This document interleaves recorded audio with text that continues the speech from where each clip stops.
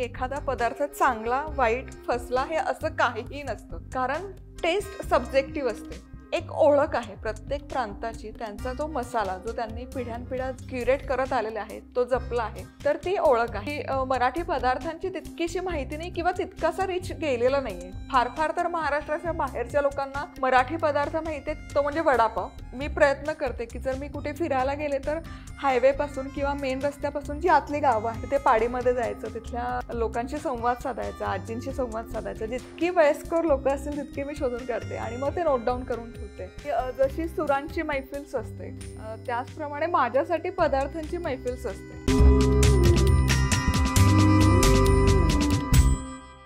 गंगेच्या काठावर भाजपनं राजकीय संस्कृती कशी जोपासली? येत्या 10 वर्षात जातीचा आणि आरक्षणाचा प्रश्न नक्की कसा इव्हॉल्व्ह होणार? एआय मुळे सरकारची डोकेदुखी वाढणार की थांबणार? राज्याचं आणि देशाचं राजकारण सोशल मीडिया नक्की कसं इन्फ्लुएन्स करणार? श्रीमंत व्हायचं म्हणजे नक्की काय करायचं? अशा फ्युचरिस्टिक प्रश्नांवरचं इन्साइट्स देणारा व्हायटल कंटेंट नेटवर्कचा पहिला दिवाळी अंक द इन्साइट. प्रकाशक विनायक पाचलक, संपादक सचिन परब. अंक घरपोच मागवण्यासाठी डिस्क्रिप्शन मध्ये दिलेल्या लिंकवर क्लिक करा. शिवाय अंक सर्व प्रमुख स्टॉल्सवर देखील उपलब्ध आहे. नमस्कार, मी विनायक पाचलक आणि थिंक बँकच्या या विशेष बिहाइंड द सीन्स मध्ये तुम्हा सगळ्यांचं मनापासून स्वागत. दिवाळीचा माहोल सगळीकडे आहे आणि त्या निमित्तानं ही एक विशेष गप्पांची मैफिल आहे किंवा इंटरव्ह्यू आहे, तुम्ही काही म्हणा. आजच्या बिहाइंड द सीन्स मध्ये माझ्या बरोबर आहेत मधुरा बाचल. मॅडम, स्वागत आहे तुमचं. महाराष्ट्रातल्या किंवा एकूणातच मराठीतल्या कोणत्याही व्यक्तीला मधुरा मॅडमची वेगळी ओळख करून द्यायची गरज नाही. मधुराज रेसिपी मराठी हे त्यांचं चॅनल 7 मिलियनहून अधिक फॉलोअर सबस्क्रायबर सकट चालू आहेत. तुम्ही त्यांची कोणती ना कोणती रेसिपी कधी ना कधी बघितली असेलच. पण आत्ताच नव्हे तर गेले जवळपास 15 वर्ष ते मराठी खाणं, मराठी फूड कल्चर पोचवतायत, त्या जगभरात पोचवतायत. ते सगळं समजून घ्यायचं आहे, त्याच्यासाठीच आजची मुलाखत. मॅडम, पहिला प्रश्न हा आहे की जवळपास 15 वर्ष फूड बद्दल सगळं केल्यानंतर आत्ता फूड किंवा काय जेवण असा शब्द समोर आला तर काय मनात येतं? आनंद. वा, क्या बात. मी प्रचंड एन्जॉय करते. एक खूप असा निखळ आनंद म्हणू शकतो की जशी सुरांची मैफिल असते त्याचप्रमाणे माझ्यासाठी पदार्थांची मैफिल असते. मग त्यामध्ये मोहरी असेल, जिरं असेल किंवा एखादा पदार्थ जर फसला तर तो का फसला. बरं, आपण पाककला असं म्हणतो तर त्यामागे विज्ञान पण आहे. आणि अगदीच सुरुवातीची जर आठवण द्यायची म्हणाली तर माझ्याकडे माहेरी सगळे शाकाहारी. लग्न झाल्यावर नवऱ्याने ऑमलेट करायला सांगितलं आणि दिरड्याची जी प्रोसेस आहे ती फॉलो करून मी ऑमलेट केलं आणि नवऱ्याने ते खाल्लं. आणि खाल्ल्यावर पहिली रिॲक्शन हेच होती की तू खरं दिरडं केलंयस का ऑमलेट केलं. सो मग ते जे सगळी प्रोसेस आहे की बाबा मी ऑमलेटचं केलं पण मग ते दिरडं का झालं, त्याचं ऑमलेट का नाही झालं, मग त्याच्या मागे काय स्टेप्स आहे, त्याच्या मागे काय सायन्स आहे. अंड्यामध्ये प्रोटीनची मात्रा खूप असते, जर ते स्लो हीट करत गेलं तर ते प्रोटीन स्टीप होतं. तर हे सगळं शिकत राहणं आणि त्याच्यामध्ये गुंतून राहणं मला प्रचंड आवडतं. सो माझ्यासाठी अन्न हा विषय समोर आला किंवा पदार्थ हा विषय समोर आला की आनंद. मी खूप एन्जॉय करते. तुम्ही आता म्हणलात की त्याच्या पाठीमागे एक शास्त्र आहे, तर हे एक सगळेजण म्हणतात की कुकिंग किंवा पाककला आर्ट आहे का सायन्स आहे? दोनही आहे. माझ्या दृष्टीने हे दोनही आहेत. यावर खूप सारी पुस्तकं पण लिहिली गेलेली आहेत. आणि अगदीच अलीकडचंच उदाहरण द्यायचं झालं तर आता दिवाळी विशेष आपण करतोय, दिवाळीचे पदार्थ बघतोय, तर हे दिवाळीचे पदार्थ करण्यामागे कला पण आहे. अतिशय कलाकुसरीचे हे पदार्थ आहेत. म्हणजे चिरोटे आहे. जर चिरोट्या 2 प्रकारचे असतात, एक पाकातला असतो आणि एक खाजा टाईप चिरोटा असतं. तर पाकातला चिरोटा असतो तो कुरकुरीत झाला पाहिजे, खाजा असतो तो खुसखुशीत म्हणजे अगदी खारीसारखा झाला पाहिजे. तर यामागे काय विज्ञान आहे की एखाद्या पदार्थ, मैदा बेस सेमच आहे मैदा, पण त्याला जर तो पदार्थ कुरकुरीत करायचा असेल तर गरम तेल जर त्यात घातलं तर त्या मैद्यातलं जे ग्लुटन आहे ते जास्त मोकळं होतं आणि तो पदार्थ कुरकुरीत होतो. थंड तेलाचं किंवा तुपाचं मोहन घातलं की ते छान खुसखुशीत होतं. किंवा कला आपण म्हणतो की बेसनचा साधा लाडू आहे. बेसन चणा डाळीपासून बनवलं जातं. चणा डाळीमध्ये प्रोटीनची मात्रा खूप जास्त असते. म्हणजे हे खूप कॉमन तक्रार आहे की बेसन पचायला जड जातं किंवा पचत नाही. सो त्याच्यासाठी त्यामध्ये स्निग्ध पदार्थ, मग त्यामध्ये तूप, तुपामुळे काय होतं, स्निग्धांशामुळे काय होतं, प्रोटीन पचायला हलकं जातं. सो हा सगळा विचार करून हे सगळे पदार्थ पूर्वजांनी आधीच्या पिढीने डिझाईन केलेले आहेत, ज्यामध्ये एकतर कला आहे, कलाकुसर पण आहे, पण ॲट द सेम टाइम हे खाल्लं किंवा त्याच्यात ते ॲड केलं, हे असं असं मिश्रण तयार केलं तर ते पचायला कम्पॅरेटिव्हली हलकंच होतं, याचाही विचार अनेक वर्षांपूर्वी केलेला आहे. सो माझ्या दृष्टीने दोन्ही आहे. खूपदा काय होतं आजच्या जगामध्ये, विशेषतः जो ऑडियन्स वर नॉलेज इकॉनॉमीमध्ये आहे, काम करतो, त्याच्यासाठी खाणं ही एक पटकन करायची गोष्ट खूपदा होती, की ऑफिसला जायचं आहे, 10 मिनिटात मला खाऊन घ्यायचं आहे, किंवा 2 मिटिंगच्या मध्ये ब्रेक आहे, मला सँडविच खायचं आहे, किंवा संध्याकाळी पण खूप उशिरा आलोय, किंवा मग बाहेरनं मागवायचं आहे. तर या सगळ्यामध्ये खाणं एकूणातच किंवा फूड या सगळ्याकडे आपण आता कॅज्युअली बघायला लागलोय का, की ती एक बाबा विचार करायची प्रोसेस आहे किंवा तो एक एक्सपिरियन्स आहे, हे मिस होते असं वाटतं का? नक्की. म्हणजे काही अंशी यामध्ये मी सहमत आहे. कारण आजकाल काय झालं, की पूर्वी हे 2 विभागलेले होते, की पुरुष मंडळी बाहेर जाणार आणि स्त्रिया घरातली जबाबदारी पेलणार. पण आता स्त्रियाही खांद्याला खांदा लावून, पुरुषांच्या खांद्याला खांदा लावून बाहेर पडतात, काम करतात. पण ज्या पद्धतीने खांद्याला खांदा लावून त्या काम करतात, त्या प्रमाणात तितकी मदत नाही येत किंवा तितकी मदत मिळली नाही जात. आणि मग त्यामध्ये ओढाताण होते, मग थोडं दुर्लक्ष होतं, कंटाळा येतो. कारण आजकाल वर्किंग अवर्स बघितलं तर 10 तरी तास मिनिमम वर्किंग अवर आहे. ट्रॅव्हलचा 1 तास सकाळचा संध्याकाळचा, जवळपास 12 तास घराबाहेर जातात. मग हे सगळं बॅलन्स करत असताना कुठे ना कुठे त्याकडे दुर्लक्षलं जातं किंवा मग घाईघाईत काहीतरी बनवायचं आणि खायचं, हे कुठे ना कुठे ही लाईफस्टाईल अडॉप्ट आपण करतोय असं मला वाटतं. पण मग त्यानं काय फरक पडतो जेव्हा तुम्ही इतक्या प्रेमानं इतकी वर्ष फूड बद्दल सांगत आलेला आहात, रेसिपीज बद्दल सांगत आलेला आहात, त्यावेळी अशा पद्धतीचं कल्चर डेव्हलप होत असताना तुम्हाला काय वाटत राहतं? मला असं वाटतं ना, की कुठे ना कुठे बॅलन्स साधला गेला पाहिजे या सगळ्या गोष्टींचा. आणि दुर्लक्ष जरी होत गेलं तरी एक गोष्ट मला प्रकर्षाने जाणवते, कारण एवढे वर्ष कॉन्टेंट करते, की आपल्या पदार्थांची जी नाळ जोडलेली गेली ना आपल्या लोकांची, ती आजतागायत तशीच आहे. म्हणजे आता गणपती आले की उकडीचे मोदक किंवा तळणीचे मोदक, जो भाग जसा आहे त्या पद्धतीने घरी बनवले जातात. किंवा आता दिवाळी आहे तर फराळ केलाच जातो, नवरात्री आहे तर उपवासाचे पदार्थ बनवले जातात. की अगदीच अशी स्थिती नाहीये की काहीच करतच नाही, की आता फ्रोझन फूड आणा आणि बनवा किंवा रेडी पॅक आणा, रेडी टू ईट, तसं नाहीये. सो ते कुठे ना कुठे समाधान आहे, की अजूनही नवीन न्यूलीवेड असो, नवविवाहित असो, इव्हन बॅचलर असो, तर त्यांचा कल आहे, स्वयंपाक करण्याकडे कल आहे. लॉकडाऊन त्यालाही कारणीभूत आहे, की त्या निमित्ताने का होईना, की घरातले पुरुषांचे किंवा मुलांचे पाय किचनकडे वळले. त्यामुळे हे एक समाधानकारक बाब नक्की आहे, की जे सण सूद किंवा सणाचे पदार्थ आहेत, स्पेशल अकेजनचे पदार्थ आहेत, तो बनवण्याकडे आपला कल अजूनही आहे, तिकडे कल आहे. थोडं दुर्लक्ष होतं इतकंच, पण ते बनवणं, ते खाणं आणि ते वाटणं, ही प्रथा जी वर्षानुवर्ष सुरू आहे ती अजूनही सुरू आहे. तुम्ही स्वयंपाकाचा उल्लेख केलात म्हणून थेट विचारतो, मला स्वयंपाक येत नाही हे हायपोथेसिस गृहीत आहेच, ते खरं आहे, हायपोथेसिस नाही ते खरं आहे, ते गृहीत धरून पुढचा प्रश्न विचारतो, की स्वयंपाक चांगला जमला हे कसं ओळखायचं, कसा जमतो? यात आहे ना, माझं अगदी प्रामाणिक मत असं आहे, की एखादा पदार्थ चांगला, वाईट, फसला हे असं काहीही नसतं. कारण टेस्ट सब्जेक्टिव्ह असते. म्हणजे एखाद्या पद्धतीचं, म्हणजे मला आता आमच्याच घरात बघितलं तर मला आमटी आवडते, कारण मी पुण्यात लहानाची मोठी झाले. पण माझ्या नवऱ्याला फोडणीचं वरण आवडतं, कारण ते पश्चिम महाराष्ट्रात झाले, तर ते फोडणीचं वरण रोजच्या जेवणात होतं. त्यामुळे एखादा पदार्थ फसला किंवा तो वाईट झाला असं नाही आपण कॅटेगरायझेशन करू शकत. कारण मला जो पदार्थ आवडतो तो तुम्हाला आवडेलच असं नाही, किंवा तुम्हाला जो आवडेल तो मला आवडेल असं नाही. त्यामुळे मला असं वाटतं, की हे टेन्शन न घेता, की आपल्या आजूबाजूची मंडळी काय म्हणतात, त्यांची प्रतिक्रिया काय आहे, तुम्ही एखादा पदार्थ बनवला, तुमच्या चवीप्रमाणे, तुमच्या आवडीप्रमाणे तो छान झाला, याचा अर्थ तो जमला. अच्छा. आणि त्याला लागून येणारा प्रश्न, की नक्की एखाद्या पदार्थाला टेस्ट कशामुळे येते? मसाल्यांमुळे येते, ते बनवणाऱ्यामुळे येते, काही जण म्हणजे खूप असं म्हणतात, की हातालाच चव असते, कशामुळे चव येते? जसं मी सांगितलं, की पदार्थ विज्ञान पण आहे, कला पण आहे. तर सुरुवात तुम्ही कशी करता, की असं काही नाही की खूप हा एक गैरसमज असतो की भारी भारी मसाले आणले किंवा जिन्नस आणले तरच तो पदार्थ चवदार होतो, रुचकर होतो, तसं नाहीये.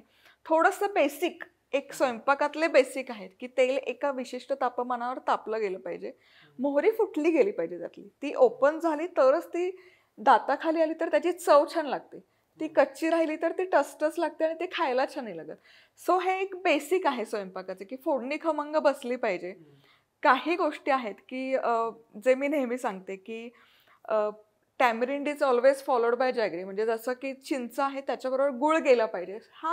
या एक बेसिक गोष्टी समजल्या, की कशाचं काय प्रमाण आहे, फोडणी कशी गेली पाहिजे, कुठल्या पदार्थात कुठला मसाला गेला पाहिजे, त्या पदार्थाने त्याची चव लागते. हे जर बेसिक आपल्या आवडीप्रमाणे, आपल्या चवीप्रमाणे एक 4-5 पदार्थ जरी आपण शिकलो, तरी तो पदार्थ छान रुचकर होतो. आणि नक्कीच म्हणजे हे निगुतीने करायचं काम आहे स्वयंपाक. त्यामुळे तुम्ही घाई गडबडीत करत राहिलात, तुमच्या डोक्यात जे विचार आहेत म्हणजे खूपदा असं होतं की महिला नाही, पुरुष वर्गही स्वयंपाक करत असतील आणि ऑफिसचं काही स्ट्रेस असेल, तणतण चालू असेल, तर त्याचा इम्पॅक्ट डेफिनेटली पदार्थावर होतो. सो बरेच फॅक्टर मॅटर करतात. जेव्हा एखादी रेसिपी काही नाही म्हणजे आज माझा मूड चांगला आहे, अगदीच साधी फोडणी घातली आहे, पण काय तो खमंग सुवास तरवळला आणि खूप छान झालं, असे छान कमेंट येतात. एखाद वेळेस खूप सारे साग्र संगीत तयारी केली, खूप सारे जिन्नस टाकले, तरी पण तो हवा तसा जमून नाही आला, असं बऱ्याचदा होतं. सो तुमची मानसिक अवस्था, वातावरण, तुमचा मूड या सगळ्याचा इम्पॅक्ट त्यावर नक्की होतो. अजून एका माझ्या क्युरिओसिटीकडे वैयक्तिक मला यायचं आहे, की तुम्ही तुमच्या टेडेक्स टॉकमध्ये म्हणालेला की कन्सिस्टन्सी इज अ क्वीन, आणि आम्ही आमच्याकडे असं म्हणतो की रिपिटेशन बिल्ड्स रेप्युटेशन. पण तब्बल 14-15 वर्ष सातत्यानं आठवड्याला 2 रेसिपी सांगत राहणं, एवढे रेसिपी आहेत का? एवढ्याच रेसिपी नाही आहेत, ही माझी खंत आहे. यापेक्षा खूप सारा रेसिपी आहे आणि माझी खरंच एक मनापासून तळमळ आणि खंत आहे गेल्या 14 वर्षांची, की अजूनही जे आपले विस्मरणात गेलेले पदार्थ आहेत, जुने पदार्थ आहेत, म्हणजे अगदी ज्वारीचे बोटवे आहेत, तर ते ते कॉन्टेंट कन्झ्युम करायचा कल अजूनही तितका नाहीये. माझा प्रयत्न असतो, की जर मी आठवड्यातून 5 रेसिपी पोस्ट करते, तर एक ट्रेंड साधा फॉलो करावा. एखादा एक तरी जुनी रेसिपी असावं, जुना पदार्थ असावा, की जो विस्मरणात गेलाय, की नागपंचमी आली, की पश्चिम महाराष्ट्रात मेतोंडा बनवतात, की जो गव्हापासून बनवलेला असतो. तर महाराष्ट्रातली खाद्य संस्कृती विस्तृत आहे. जिथे जे पिकतं तिथे ते शिजतं. म्हणजे पश्चिम महाराष्ट्रात गव्हाचं पीक जास्त घेतलं जातं, त्यामुळे गव्हाचा वापर जास्त आहे. प्रत्येक सणामध्ये तिथे गव्हाची म्हणजे खपली गव्हाची खीर केली जाते. कोकणामध्ये तांदूळ, खानदेश, विदर्भ, मराठवाडा तिथे डाळींचं प्रमाण उत्पादन जास्त आहे. तर हे खूप आहे, डायव्हर्सिफाईड आहे. खूप अनंत असं पदार्थ आहेत आणि ही माझी स्वतःची एक खंत आहे, की हे माहीत आहे, पण लोकांना तितकं त्याबद्दल आत्मीयता अजून निर्माण होत नाहीये. त्यामुळे मग हा बॅलन्स साधायचा प्रयत्न करते, पण प्रयत्न सुरू आहेत. साऊथ इंडियन किंवा नॉर्थ इंडियन, म्हणजे आपल्याकडे इथून आपण म्हणजे मी माझ्या ऑफिसात जायला लागलो तर कमीत कमी 20 साऊथ इंडियन हॉटेल्स लागतील, 50 नॉर्थ इंडियन हॉटेल्स लागतील. पण फक्त मराठी पदार्थ विकणारे कदाचित तेवढे नाही, म्हणजे 2-4च हाताच्या बोटावर मोजण्या इतपत हॉटेल लागतील. एकूण बघितलं ब्रॉडर अँगलनं, तर मराठी पदार्थ साऊथ इंडियन किंवा नॉर्थ इंडियन पदार्थांनी इतके फेमस नाहीत असं वाटतं का? आणि असं असेल तर का तसं आहे? नक्की मी याशी सहमत आहे, की आणि ही माझी खंत पण आहे, की इतके विस्तृत आहे मराठी खाद्य संस्कृती आणि त्या प्रमाणात त्याची माहिती नाही पोहोचलेली लोकांपर्यंत. आता इडलीचं उदाहरण घेतलं तर इडली दक्षिण भारतात घरोघरी बनवलीच जाते. तरी पण ती जगभरात आज तिने स्थान निर्माण केलंय. पण दुर्दैव असं आहे, की मराठी पदार्थांना मराठी घरांमध्येच तितकं हवा तसा दर्जा दिला नाही जात. की अगदी साधं उदाहरण जरी घ्यायचं झालं, की कोथिंबीर वडी आहे, अळूची वडी आहे किंवा पिठलं भाकरी आहे. अजूनही आपली मानसिकता अशीच आहे, की हे आपण घरीच खातो की. मग बाहेर पैसे देऊन का खायचे? सो जोवर ही मानसिकता बदलत नाही, म्हणजे प्रत्येक वेळेस आपल्याला असं जे मराठी पदार्थ घरात बनतात ते सोडून वेगळंच खायचं असतं. सप्लाय तेच होतं ज्याची डिमांड असते. सो कुठे ना कुठे मला असं वाटतं, की हे एक अवेअरनेस जर आपण क्रिएट केला, की जसं ॲपेटायझरमध्ये चिली पनीर, चिली नूडल्स हे सगळं बघायला मिळतं. त्याच पद्धतीने जर आळूची वडी, कोथिंबीर वडी तुम्ही हे स्वतःहून त्यात आवड निर्माण करून जर मागायला सुरुवात केली, तर कुठे ना कुठे हा बदल पण बघायला मिळेल. पण जितकं हवं तितके मराठी पदार्थ जगभरात नाही, म्हणजे जगभरात सोडा महाराष्ट्रातही नाही पोहोचलेले असं मला प्रामाणिकपणे वाटतं. जितका पदार्थ मी अभ्यास करते किंवा एक एक पदार्थ उलगडत जातो. अगदीच एक कोकणी पदार्थ आहे उंदलकाल म्हणून आहे, जो आता अलीकडे कुठल्या कृतीच्या पुस्तकातही नाहीये. इतका अप्रतिम पदार्थ आहे तो, म्हणजे मी त्याला फुटलेले उकडीचे मोदक म्हणते. पिठीच असते उकडीची, ती छान तुपामध्ये घोळवतात. अगदी छोटे छोटे मोत्यांचे दाणे असतात, त्याला गुळाचं कोटिंग दिलेलं जातं आणि ते केळीच्या पानावर इतके सुंदर दिसतात. म्हणजे 5 स्टार हॉटेलमध्ये जसं डेझर्ट मिळतं तसा तो एक डेझर्टचा प्रकार आहे, पण त्याची माहितीच कोणाला नाहीये. सो माहिती नाहीये, त्यामुळे विचारणा पण नाही होत, डिमांडही नाही होत आणि घरीही नाही बनवले जात. खूप वैविध्य आहे मराठी पदार्थांच्यात. हेच त्याच्या ब्रँडिंग मधलं एक प्रकारे रोडब्लॉक आहे का? कारण समजा पंजाबी पदार्थ असतील तर एक पनीर हा बेसिक एलिमेंट आपण पकडू व्हेज मध्ये, तर त्याच्या अवतीभोवती पदार्थ तयार होतात. साऊथ इंडियन असेल तर आपण म्हणू रवा, तर रव्याच्या अवतीभोवती पदार्थ तयार होतात. असं असताना जी एवढी व्हरायटी आहे, त्या व्हरायटीमुळेच मग नक्की काय पोचवायचं आणि एक ब्रँड होण्यापेक्षा छोटे छोटे असंख्य पदार्थ, असं काही झालंय? मला असं वाटतं ना, की एक बेसिक असतो. म्हणजे आता दक्षिण भारतात बघितलं तर इडली आहे. मग इडलीचे आपण व्हेरिएशन्स बघतो. रवा इडली आहे, मसाला इडली आहे, पोळी इडली आहे. ज्या ज्या भागात तो पदार्थ पोचला जातो त्या त्या भागातली खाद्य संस्कृतीचं तो अनुसरण करतो आणि त्याप्रमाणे तो कस्टमाइज केला जातो. सो मराठी पदार्थांमध्ये जशी वैविध्यता आहे, तसंच तुम्ही जर दक्षिण भारतात जरी गेलात, की प्रदेशमध्ये जर गेलात, हैदराबादमध्ये वगैरे, तर तिथे जे सांबार केलं जातं ते अगदीच रस्समसारखं असतं, एकदम पातळ असतं. तेच सांबार तुम्ही केरळमध्ये जाऊन खाल्लं तर ते एकदम दाटसर असतं. तिथल्या ज्या भाज्या जातात त्याही वेगळ्या असतात. तमिळनाडूमध्ये जाऊन खाल्लं तर तेही वेगळं असतं. सो हे वैविध्य, डायव्हर्सिटी सगळीकडे आहे, फक्त महाराष्ट्रात आहे अशी नाही. गुजरातमध्ये पण तुम्हाला बघायला मिळेल, पंजाबमध्ये पण बघायला मिळेल. इनफॅक्ट आता जे आपल्याला मटर पनीर हॉटेलमध्ये सर्व होतं, ते घरोघरी असं नाही बनवत. ते बनवतात ती मटर पनीरची रेसिपी पूर्ण वेगळी. तिथे मोहरीचं तेल वापरलं जातं, मसाले पूर्ण वेगळे असतात. सो ज्या ज्या भागात तो पदार्थ जातो त्या पद्धतीने तो अडॉप्ट केला जातो. पण अगेन की मराठी पदार्थांची तितकीशी माहिती नाही किंवा तितकासा रिच गेलेला नाहीये. फार फार तर महाराष्ट्राच्या बाहेरच्या लोकांना मराठी पदार्थ माहिती आहेत, तो म्हणजे वडापाव, ते पण मुंबईमुळे.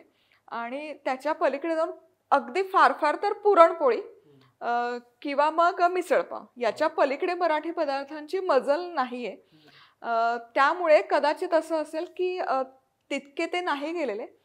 पण अलीकडे खूप सारे स्टार्टअप सुरू होत आहेत. जयंतीताईंचं पूर्ण ब्रह्म आहे, त्यांनी छानपैकी ते बेंगलोरमध्ये सेटअप केले. विष्णू सर आहेत, त्यांनी आता अमेरिकेमध्ये मल्टिपल त्यांचे रेस्टॉरंट सेटअप केले. तर मला असं वाटतं की आनंदाची गोष्ट आहे की स्टार्टअप झालेले आहेत, सुरुवात झालेली आहे आणि हळूहळू बदल नक्की बघायला मिळेल. तुम्हाला हॉटेल काढावं असं वाटत ना?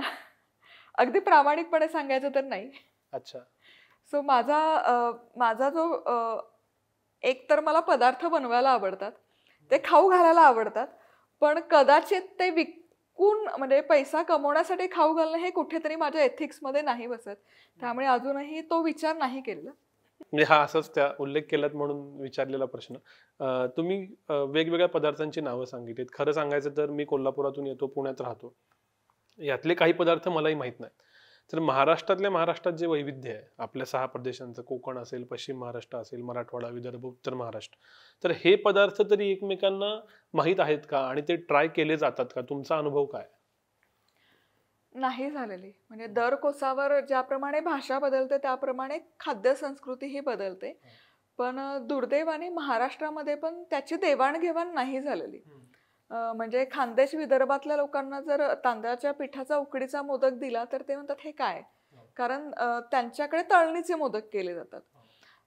किंवा बरेच पदार्थ असे आहेत की ठोंबरा आहे, पदार्थ तोच आहे, फक्त तिथे ते पिकतं. म्हणजे आता ठोंबरा जर म्हणायला गेलं किंवा पिठवणी म्हणतात खानदेशात, तर तिथे बाजरीचं उत्पादन थोडंफार जास्त प्रमाणात आहे, त्यामुळे तिथे बाजरीचा अंश जास्त आहे. पश्चिम महाराष्ट्रात कोल्हापुरात आलं तर मक्याचा वापर केला जातो. मराठवाड्यामध्ये तेच पदार्थ बनवायला ज्वारीचा वापर केला जातो आणि कोकणात कन्हेरी त्याला म्हणतात. म्हणजे ती कणी चुरी असते बेसिकली. पूर्वीच्या काळी धान्य जेव्हा कांडत तेव्हा जी चुरी पडायची, म्हणजे आपल्याकडे ती संस्कृती आहे की कोंड्याचा मांडा करून खायचं. त्यामुळे ते वाया न घालवता तो पूर्वीच्या काळी आपला नाश्ता असायचा, जे आता सिरियल, फायबर रिच सिरियल आपण विकतो. तर ती चुरी कुकरमध्ये शिजवून त्यात तुमच्या आवडीप्रमाणे मग ताक वगैरे घालून, दूध किंवा गूळ असं घालून ते खाऊन मग ती न्याहारी करून शेतात कामाला गेलं जायचं. पण या पदार्थां एक बेस सेम आहे प्रत्येक पदार्थाचा, पण नावं वेगवेगळी आहेत आणि प्रत्येक ठिकाणी वेगवेगळ्या पद्धतीने तो बनवला जातो. पण जशी म्हणावी तशी देवाणघेवाण नाही झालेली. तुम्ही जी सगळी नावं सांगताय, ज्या गोष्टी सांगताय, ह्याचा रिसर्च कुठून करता? वाचन. अच्छा. आणि हे प्रोसेस आहे की आता गेले 14-15 वर्ष कॉन्टेंट क्रिएट करते. तर पदार्थ जर शिकायचे आहेत, म्हणजे जसं की एक कला आपण म्हणतो की फाईन ट्यून्ड पदार्थ आहेत, रेसिपी आहेत, रेस्टॉरंट स्टाईल आहे. तर त्याच्यासाठी तुम्हाला खूप सारे इन्स्टिट्यूट्स आहेत, क्युलिनरी मॅनेजमेंट स्कूल आहेत. पण जे पारंपरिक पदार्थ आहेत तर त्यासाठी तुम्ही अवलंबून असता एकतर आधीच्या पिढीकडे आणि त्याच्या आधीच्या बऱ्याच पिढ्यांकडे. तर त्याचा स्रोत म्हणजे आधीच्या ज्या पिढ्या आहेत त्यांच्याबरोबर संवाद साधणं आणि दुसरा स्रोत म्हणजे वाचन करत राहणं सातत्याने. सो हे दोन्हीचं कॉम्बिनेशन आहे की मी प्रयत्न करते की जर मी कुठे फिरायला गेले तर हायवेपासून किंवा मेन रस्त्यापासून जी आतली गावं आहेत की जिथली लोकसंख्या अगदी 100-200 का असेना आहे, तिथे पाडीमध्ये जायचं, तिथल्या लोकांशी संवाद साधायचा, आजींशी संवाद साधायचा. जितकी वयस्कर लोक असतील तितके मी शोधून काढते आणि मग ते नोट डाऊन करून ठेवते आणि मग अशा रेसिपीज उलगडत जातात. तुम्ही मसाल्यांचा एक ब्रँड चालवता, तर मसाला हा घटक किती मॅटर करतो? कारण आता आमच्याकडे कांदा लसूण चटणी माहिती आहे, इथं वेगळ्या प्रकारचा मसाला असतो. काळ्या मसाल्याचं खूप पुण्यामध्ये आम्ही वेगवेगळे पदार्थ खाल्ले जातात. तर मसाला हा घटक, त्याच्यासाठी एवढं सगळं झालं म्हणजे इंग्रज आले इथं आणि असंख्य गोष्टी घडल्या, हा किती मॅटर करतो एखाद्या खाद्यपदार्थामध्ये? खूप मला असं वाटतं, कारण ही तुमच्या प्रांताची ओळख असते, आयडेंटिटी आपण म्हणू शकतो. जसं तुम्ही आता म्हणालात की कोल्हापुरात चटणी, तिथे मसाला हा शब्दही नाही वापरत, कांदा लसूण चटणी हाच शब्द वापरतात. त्यांना मसाला म्हणलं ते फार कन्फ्यूज होतात. अजूनही मला त्याच्या कमेंट येतात, मसाला म्हणजे काय, चटणी म्हणजेच मसाला का? आणि जर तुम्ही इकडे आलात पुण्याकडच्या भागात तर मसाला म्हणजे मसाला, गोडा मसाला. आता काळा मसाला जर त्याचं ओरिजिन बघितलं तर काळा मसाला ॲक्च्युली फक्त नॉनव्हेज बनवण्यासाठी किंवा स्पेशल डिशेस बनवण्यासाठी तो तेव्हा डेव्हलप केला होता. मग त्याचे वेगवेगळे व्हर्जन्स बनवले गेले. मग गोडा मसाला थोडासा माइल्ड झाला. मग खानदेश विदर्भाकडे तो जास्त इंटेन्स असतो काळा मसाला. सो मला असं वाटतं की एक ओळख आहे प्रत्येक प्रांताची. त्यांचा जो मसाला जो त्यांनी पिढ्यानपिढ्या क्युरेट करत आलेला आहे तो जपला आहे. तर ती ओळख आहे. म्हणजे अगदी विदर्भात गेलं तर सावजी म्हणून एक कम्युनिटी आहे, त्यांचा स्पेशली सावजी मसाला आहे. खानदेशातला आहे, मराठवाड्यातला वेगळा असतो, सोलापूरची चटणी तर आणखीच वेगळी असते. सो ती त्या त्या भागातली आयडेंटिटी आहे, ओळख आहे असं मला नक्की वाटतं. तुम्ही आता एवढे सगळ्या रेसिपीज दिलेल्या आहात आणि ज्या प्रकारचा फीडबॅक तुम्हाला येत असेल तेच कदाचित तुमची एक लिटमस टेस्ट असेल की लोकांना काय आवडतं. तर तुमचं ऑडियन्स आणि ओव्हरऑल आत्ताची जी कम्युनिटी आहे, विशेषतः मराठीत तुम्ही व्हिडिओ करता त्यामुळे मराठी कम्युनिटी असं म्हणूया, हिंदी इंग्लिश चॅनलचं बाजूला ठेवू जे तुम्ही करता अदरवाईज, काय आवडतं मराठी लोकांना? जसं आधी आपण बोललो की मराठी मातीतले पदार्थ अजूनही मराठी लोकांनाच आवडतात, म्हणजे तेच खायचं आहे. भले त्याचं ओरिजिन वेगळं वेगळं असेल, तो वेगळा मुद्दा आहे. पण आता गणपती आले की मोदकच करायचे आहे, दिवाळी आली की चकली चिवडा शंकरपाळीच बनवायची आहे. सो तीच माझी खंत आहे की गेले 14-15 वर्ष मी करते. पण 2009 पासून ते आत्तापर्यंत दिवाळी आली की मला चकलीची रेसिपी टाकावीच लागते. गणपती आले की उकडीचा मोदक ती रेसिपी पोस्ट करावीच लागते. मग त्यात व्हेरिएशन्स, मग त्यात आणखी काय एक्सप्लोर करता येईल, ॲडिशन्स देता येतील. पण एक हे फिक्स्ड जे सीझन्स ठरलेले आहेत की पाऊस पडतो तर भजीची रेसिपी पोस्ट करायची. तर हे सातत्याने हा एक ट्रेंड मी बघितलाय की nothing doing, no matter what, हेच पदार्थ मला पोस्ट करायचे, त्याच पदार्थांना पसंती दिली जाते. मधला एक 2-3 वर्ष आम्ही एक्सपेरिमेंट केले. चंद्रकला आहे, चंपाकळी आहे, चिरोटे आहे, खाजे आहेत, की जे खूप वेगवेगळे पदार्थ आहेत. चणपापडी आहे, त्या त्या रिजनचे पदार्थ पोस्ट करायचा प्रयत्न केला. पण जसं आपण आत्ता बोललो, की ती माहिती किंवा त्याची देवाणघेवाण अजून महाराष्ट्रातल्या प्रांतांमध्ये पण नाही झालेली. त्यामुळे हा एक ट्रेंड नक्की आहे, की मराठी लोकांना, की मराठी गृहिणींना आणि अनुषंगाने कुटुंबाला, कारण ती डिमांड आहे कुटुंबाची, की दिवाळी आहे तर आम्हाला फराळ हवा आणि फराळातले जे बेसिक पदार्थ आहे, बेसन लाडू वगैरे ते पण हवेच. आता अजून एक महत्त्वाचा मुद्दा सगळ्यांच्या समोर येतो ते म्हणजे लाईफस्टाईल डिसिजेस, हेल्थ. आणि प्रत्येकजण हेल्थ कॉन्शियस आहे. मग तेल जास्त असणं, मैदा म्हणजे 4 व्हाईट खाऊ नका, त्याच्यामध्ये शुगर, मैदा हे प्रायोरिटी नसतं, मीठ असतं. तर अशा वेळेला हेल्थ आणि चव याचा बॅलन्स कसा साधला जातो आणि आपले जे ऐतिहासिक रेसिपीज आलेले आहेत त्याच्यात याचा बॅलन्स आहे का? त्यात नक्की बॅलन्स आहे. तो विचार करूनच ते रेसिपी, ते पदार्थ तसे डिझाईन केलेले आहेत, की ते जसं आत्ता उदाहरण दिलं, की ठोंबरा आहे किंवा कणेरी आहे. अ, हे किती सिंपल आहेत, हंबल आहेत, की चुरी तुम्ही फक्त बरणीत भरून ठेवा. अगदी 10 मिनिटात शिजतं आणि तुम्ही काही मसाला नाही घातला तरी ते खूप छान चवदार आणि रुचकर लागतं. यात तेलाचा अंश नाहीच आहे. किंवा मेतोंडाचं उदाहरण दिलं, की मेतोंडामध्ये पण फायबर रिच म्हणजे गव्हाचा वापर केला जातो. त्यात गूळ आहे, सेंद्रिय गूळ आहे आणि तो छान म्हणजे पूर्वीच्या काळी चुलीवर रात्रभर धगीमध्ये तो ठेवला जायचा. सो हे पदार्थ खूप छान आहेत. जे आपले पारंपरिक पदार्थ आहेत, त्या दृष्टीने विचार करून ते डिझाइन झालेले आहेत. पण आता जागतिकीकरणामुळे काय होतं, की म्हणजे जसं नॉर्थ इंडियन खाद्यसंस्कृती आता बऱ्यापैकी साऊथ इंडियन आहे, ती आपण ॲडॉप्ट करत चाललेलो आहे. त्यामुळे कुठे ना कुठे नाही जरी म्हणलं तरी पंजाबच्या जर मूळ पदार्थ बघितलं तर तिथेही तेलाचा इतका वापर नाहीये. पण आपण हॉटेलमध्ये खातो तेच आपल्या डोक्यात आपली इमेज क्रिएट झालेली असते, की पनीर बनवायचं तर त्यात खूप सारं बटर गेलं पाहिजे, तेल गेलं पाहिजे. हे कुठे ना कुठे मनावर रजिस्टर होतं आणि आपण ते घरी करत राहतोय. सो हा इम्पॅक्ट होतोय. सो थोडंसं याच्या अगेन्स्ट नाहीये मी, की तुम्ही क्युझिन एक्सप्लोर नका करू, बाहेरचं खाऊ नका. डेफिनेटली खा, पण थोडं बॅलन्स साधणं गरजेचं आहे, की जे आपले साधं आहे आणि षड्रस आपण ज्याला म्हणतो त्याचा विचार करून, की वरण भात आहे, डाळ आहे, त्याच्यात प्रथिनं आहेत, भाज्या आहेत, उसळी आहेत, पोळी आहेत, की याच्यात सगळे न्यूट्रिशनल व्हॅल्यू आहेत. ते सोडून जास्त कल instant food, on the go food खाण्याकडे आहे. त्यामुळे कदाचित हे लाईफस्टाईल आजार निर्माण व्हायला सुरू झालेत. पण आता जरी डायटिशियनकडे गेलं तरी ते तेच सजेस्ट करतात, की ज्वारीची भाकरी खा, बाजरीची भाकरी खा. सो जे आपल्याला लहान असताना आपण खायचो ती लाईफस्टाईल आपण जर अडॉप्ट केली तर कदाचित हे नाही चॅलेंजेस आहेत. तुम्ही जवळपास 7 वर्ष भारताबाहेर राहिलाय, तर मराठी फूडचा एक भाग झाला. पण ज्यावेळी तुम्ही जगातले सगळे क्युझिन्स बघता त्यावेळी काय वाटतं? जगातले क्युझिन्स, आपलं पहिल्यांदा भारतीय क्युझिन, मग महाराष्ट्रीयन क्युझिन, काय विचार येतात? जितकं डायव्हर्सिटी भारतीय पदार्थांमध्ये आहे तितकी नाही आहे, टू बी ऑनेस्ट. आणि एक साधर्म्य बघायला मिळतं. म्हणजे कुठलेही क्युझिन वेगळं वेगळं आहे, की थोडंसं स्पॅनिश लोकांचा प्रभाव जास्त आहे अमेरिकेमध्ये. मेक्सिकन लोक जास्त आहेत. तर जे पदार्थ घटक मेक्सिकन पदार्थांमध्ये वापरले जातात. इव्हन त्यांचा मॅकोंडा म्हणून एक पदार्थ आहे, जो आपल्याकडे वडापाव, वंडा असं त्याचं प्रोनाऊन्सिएशन पण तसंच आहे. आणि लिटरली तो प्रोसेस सेमच आहे. फक्त जे कोटिंग आहे ते आपण बेसनचं करतो, ते मैद्याचं करतात. डीप फ्राईडच असतो. तेही तो ब्रेडमध्ये घालूनच खातात. म्हणजे प्रोसेस जवळपास सेम आहे. सो मला असं वाटतं, की पदार्थांमुळे कुठे ना कुठे सगळे जुडलेले गेले आहेत किंवा पूर्वीच्या काळी त्याची देवाणघेवाण झालेली आहे.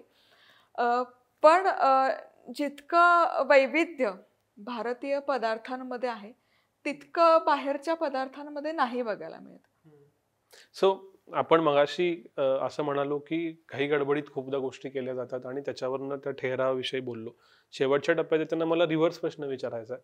हे सगळं जरी असलं तरी आजची रियालिटी अशी आहे, जी आधी बोललो आपण, की खूप घाई गडबडीत पदार्थ बनवावे लागतात. मला तुमचेही काही व्हिडिओ बघितल्याचे आठवतात, की 5 मिनिटात समजा तुम्हाला 5 ते 10 मिनिटात जेवण बनवायचं. तर जे क्विक फूड मेकिंग आहे त्याच्याबद्दल तुम्ही काय सांगाल? ते करताना काय काळजी घ्यावी, काय व्हावं? कारण ती आजच्या मोठ्या एका वर्गाची गरज आहे. जसं परिस्थिती बदलते तशी आपल्यालाही बदल करावे लागतात आणि दोष देण्यापेक्षा ते अडॉप्ट करणं कधीही चांगलं. तर मला असं वाटतं की यामध्ये थोडी पूर्वतयारी असेल ना तर बराच फरक पडतो. हे मी काय माझ्या व्हिडिओमध्ये पण सांगत असते. कारण आता मेन चॅलेंज बऱ्याच जण फेस करतात की सकाळी लवकर उठणं. मग थोडी पूर्वतयारी केली की पदार्थ काही तुम्ही ओट्यावर काढून ठेवले, काही लसूण आहे की जे खराब नाही होत, किंवा भरल्या भाज्या तुम्हाला करायच्या त्याचा मसाला म्हणजे भरून आधी ठेवलं, सकाळी उठून फक्त परतलं, तर याच्यामध्ये न्यूट्रिशनल व्हॅल्यू लॉसही नाही होत. तुमचा पदार्थही पटकन बनवून तयार होतो आणि घाई गडबडही नाही होत. किंवा फास्ट कुकिंग जसं आपण आता बोललो की अलीकडे तेही मी की वाचन होतंय त्यामुळे ते कळत जातंय की वाफेवर पदार्थ जर आपण शिजवला तर त्याची न्यूट्रिशनल व्हॅल्यू छान इंटॅक्ट राहते त्या पदार्थाची. सो आपण गॅस हाय हीटवर करतो आणि तो पदार्थ आपल्याला असं वाटतं की बसाबस शिट्ट्या होतात म्हणून पटकन शिजतो. तर तसं नाहीये. तुम्ही एका सर्टन टेम्परेचरला तो कुकर जर गरम केला आणि त्यानंतर लो हीटवर तो तेवढाच वेळ ठेवला, वेळ तेवढाच लागतो कुकिंगला. गॅस वाढवल्यामुळे त्याचे कुकिंग टाइम कमी होतो किंवा स्लो ठेवल्यामुळे कुकिंग टाइम कमी होतो असं काही नाहीये. सो हे कुठे ना कुठे थोडं शिकणं पण गरजेचं आहे की पटकन करण्याच्या गडबडीमध्ये त्याचा न्यूट्रिशनल लॉस नको व्हायला म्हणून काय करावं. किंवा आता टेक्नॉलॉजीज आहेत, टेक्निकली आपण खूप ॲडव्हान्स झालो. सो कुठे ना कुठे त्याचा वापर अजूनही मला कमी दिसतो की कणिक मळायचा कंटाळा आहे तर फूड प्रोसेसर फार हँडी पडतात. भाज्या चिरायचा कंटाळा आहे तर प्रोसेसर्स खूप हँडी पडतात. तर साधनं उपलब्ध भरपूर आहेत, पण ती त्या प्रमाणात वापरली नाही जात. कुठे ना कुठे त्याबद्दल तिटकारा आहे किंवा इग्नोरन्स आहे, दुर्लक्षला गेलंय की नाही यामुळे पसारा वाढतो, हे कुठे ना कुठे असं काहीतरी गृहीत धरलं गेलंय. तर साधनं आहेत, जरी चॅलेंजेस असली तरी आपण आता एवढं डेव्हलप झालोय की तशी सोयही केली आहे वेगवेगळ्या प्रकारे. तर ते साधनं उपलब्ध आहेत त्याचाही वापर करावा. थोडं पूर्वनियोजन केलं तर घाई गडबड डेफिनेटली टाळता येते. यातनं एक सुचलेला एकदम रॅन्डम प्रश्न की खलबत्ता का मिक्सर, ट्रॅडिशनल पदार्थ म्हणजे ट्रॅडिशनल पद्धतीनं कुटण वाटण करावं का हे सगळे आधुनिक उपकरणं वापरावीत? तुम्हाला काय वाटतं? मला असं वाटतं ना की आता हे या गोष्टी लादणं अजिबात बरोबर नाही, कारण महिला काम करतात. डेफिनेटली चवीचा जर तुम्ही मला विचाराल तर दोन्ही गोष्टींमध्ये चवीत फरक पडतो. कारण जेव्हा पदार्थ तुम्ही कुटून करता किंवा खलबत्त्यामध्ये कुटून किंवा वाटून करता तेव्हा तो छान असा रगडला जातो, ग्राइंड होतो व्यवस्थित, त्यामुळे त्यातला चव, त्यातलं अर्क रिलीज होतो. मिक्सरमध्ये पातळ असतं त्यामुळे तितक्या प्रमाणात तो पदार्थाची चव रिलीज नाही होत. पण मी नाहीच, टू बी ऑनेस्ट, तुम्हाला वेळ असेल, तुम्हाला आवड असेल आणि वेळ असेल आणि खूप आवडीने करत असाल तर डेफिनेटली तुम्ही खलबत्ता, पाटा वरवंटा वापरा. पण नाही जमत आहे, माझा हा आवडीचा एरिया नाही आहे, मी वर्किंग आहे, माझ्या प्रायोरिटीज वेगळ्या आहेत, तर ही जी आता तांत्रिकदृष्ट्या आधुनिक उपकरण आहेत त्याचाही नक्की वापर करा. रेसिपी बद्दल तुम्ही व्हिडिओ टाकता, वेगवेगळ्या टीव्ही चॅनलवरही जाता, पण ज्या पद्धतीनं इतर जगातल्या इतर देशांमध्ये मास्टर शेफ सारखे प्रोग्राम होतात ज्याच्यामध्ये त्याचं सेलिब्रेशन होतं वेगवेगळ्या प्रकारच्या डिशेसचं, किंवा भारतातही आता ते आलंय, किंवा शेफ आहेत म्हणजे मिशेलिन स्टार शेफ आहेत, त्या पद्धतीचं ब्रँडिंग महाराष्ट्रातलं म्हणजे महाराष्ट्रातला मिशेलिन स्टार शेफ की ज्याची मराठी ही ओळख आहे असं बनलंय का? आणि असं नसेल तर का नसं नाही? आता हळूहळू तो बदल सुरू झालाय. जसं मी म्हणाले की जयंतीताई आहे, विष्णू सर आहेत, तो बदल आता हळूहळू सुरुवात तर झाली, मुहूर्तमेढ रोवली गेली आणि मला खात्रीपूर्वक सांगते की येत्या काही काळात तो बदल बघायला मिळेल. म्हणजे आता मास्टर शेफच आपण बोलतोय तर लास्ट वीकमध्ये विकास खन्ना आणि आम्ही एकत्र होतो काही इव्हेंट निमित्त. तर ते म्हणे की लास्ट सीझन जो झाला तेव्हा म्हणे तिने ठेचा घालून तो फिश तयार केला होता. आणि मग मी विचारलं की हे काय, मग तिने ते इंटरनेटवर बघून रेसिपी वगैरे फॉलो केली. मग मी ते त्यांना छान एक्सप्लेन केलं की नाही हे असं असतं असं असतं, म्हणजे ठेचा फक्त लसूण आणि मिरचीचा असतो, जेव्हा त्याच्यात शेंगदाणे ॲड होतात तेव्हा तो खरडा बनतो. So that was basically Kharda fish. So बदल कुठे ना कुठे होतं. म्हणजे आता डिजिटलचा प्रवास एवढा लांब आहे तर दीर्घ आहे. जेव्हा मी सुरुवात केली तेव्हापासून ते अलीकडे म्हणजे अगदी 2021-22 पर्यंत मराठी कॉन्टेंट क्रिएटर सोडले तर मराठी पदार्थ कोणीच पोस्ट नव्हते करत, जर तुम्ही हा ट्रेंड बघितला. पण अलीकडच्या काळात गेल्या 2-3 वर्षात अगदी नामवंत आपले रणवीर ब्रार आहेत किंवा संजोत कीर आहेत, तर हे अगदी चूल मांडून वगैरे अगदी पारंपरिक पद्धतीने ते पदार्थ लोकांपर्यंत पोहोचवतात. सो मला याचा खूप आनंद होतो की जे पदार्थ आहेत त्याच्यात कुठलाही ट्विस्ट न करतात, तेही ते टाळतात. त्यांना भाकरी बनवायची असेल तर तेही पारंपरिक पद्धतच फॉलो करतात, चूल मांडतात, भाकरी करतात, मालवणी चिकन असेल किंवा आमटी असेल तर ते त्या पद्धतीने ते त्याचं सादरीकरण करतात. सो कुठे ना कुठे बदल दिसायला आता सुरुवात झाली आहे. डिजिटल मीडिया स्टार्ट झाल्यापासून एक 10-12 वर्षानंतर हा बदल आता गेल्या 1.5-2 वर्षात दिसतोय आणि हा पुढे कंटिन्यू राहील अशी मला खात्री आहे. शेवटचा प्रश्न, जसं आपण डिजिटल माध्यमावर बोलतोय तसं खरं माध्यम पहिलं फूड आहे असं म्हणतात. फूड संस्कृती घेऊन येतं, फूड संवाद घेऊन येतं, फूड इतिहास भूगोल घेऊन येतं. एवढ्या तुमच्या जर्नीमध्ये असे काय एक्सपिरियन्स आले की फूडमुळं तुमच्या आयुष्यात काही छान एक्सपिरियन्स आले असतील, काही दारं उघडली असतील, काही संवाद झाले असतील, असं काय अनुभव होता किंवा आहेत? असे खूप सारे अनुभव आहेत की एकतर बऱ्याच जणींनी त्यांचं छान यूट्यूब जर्नी सुरू केली. नाव they are a successful entrepreneur. हे बघताना खूप छान वाटतं. पण तरी पण एक जे नातं क्रिएट होतं व्ह्युअर्ससोबत, फॉलोअर्ससोबत, ते खूप छान असतं. सो लॉकडाऊनमध्ये असे खूप साऱ्या प्रतिक्रिया आल्या की एका मुलाची होती की करोनाच्या काळात आपण सगळेच वाईट परिस्थितीतून जात होतो, तर त्याने त्याची आई गमावली. आणि घरात दोघं पुरुष, त्याचे वडील आणि तो, त्यामुळे स्वयंपाकाची जबाबदारी दोघांवर आली. सो माझ्या अंगावर आत्ताही ते सांगताना काटा येतो कायमच. तर त्याने तो इतका छान मेल ड्राफ्ट केला होता की तू आहेस त्यामुळे मी पदार्थ बनवतो आणि तुझ्यामुळे मला माझ्या आईची उणीव अजिबात जाणवत नाहीये. सो हे छान छान जे कनेक्शन नेटवर्किंग होतंय लोकांबरोबर, ते माझ्यासाठी खूप छान पोच पावती आपण म्हणू शकतो. फ्युचर प्लॅन काय? फ्युचर प्लॅन हाच आहे की एकतर मराठी खाद्य संस्कृतीचं मला असं वाटतं की जसं संग्रहीकरण किंवा डॉक्युमेंटेशन झालं पाहिजे तसं नाही झालेलं. त्यामुळे जे पदार्थ मला डिजिटल मीडियावर नाही टाकतायत ते पदार्थ मी लिखित स्वरूपात करते, पुस्तकं असतील किंवा काही असतील. सो प्रयत्न तोच आहे की अभ्यास करावा, जितका शक्य असेल तितका आपल्या खाद्य संस्कृतीचा, मराठी भाषेपासून, मराठी संस्कृती विकसित झाली तेव्हापासूनचा अभ्यास करून आपली खाद्य संस्कृती कशी विकसित होत गेली त्याचं एक डॉक्युमेंटेशन करायचा प्रयत्न. Yes, thank you very much. तुम्ही आम्हाला खायला मदत करताय आणि खाण्यासाठी जगतो असंही लोक म्हणतात. दिवाळीच्या या ऑकेजन मध्ये विशेष तुमच्याशी गप्पा मारता आल्या, तुम्ही वेळ दिलात, खूप खूप आभार. धन्यवाद. मनापासून धन्यवाद.